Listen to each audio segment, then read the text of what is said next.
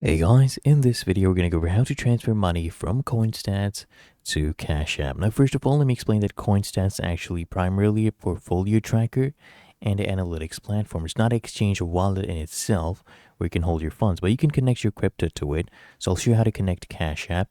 So you just come here where it says select portfolio and connect. I want you to choose MetaMask and then come to the top right, click on manual. And then you need to paste in a wallet address. Now to get this address, we'll go to Cash App. So you paste in the address, go to here and click on submit. Now let's go to Cash App, come at the bottom left, click on this banking icon. From here, select Bitcoin. I want you to scroll down until you see more ways to get Bitcoin.